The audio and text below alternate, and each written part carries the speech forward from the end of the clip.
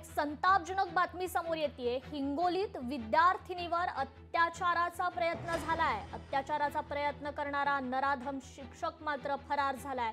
आरोपीच्या विरोधात गुन्हा दाखल करण्याची प्रक्रिया देखील आता सुरू आहे। हिंगोली जिल्ह्यातून ही संतापजनक घटना समोर येतेय। विद्यार्थिनीवर अत्याचाराचा प्रयत्न झालेला आहे, तर अत्याचाराचा प्रयत्न करणारा नराधम शिक्षक मात्र फरार झालाय, तर त्याच्या विरोधात आता गुन्हा दाखल करण्याची प्रक्रिया देखील सुरू आहे।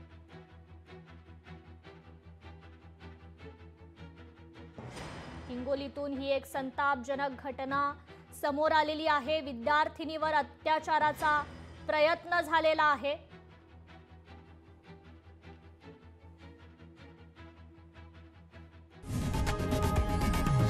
लोकशाही मराठी ऐका, पहा, जागरूक रहा।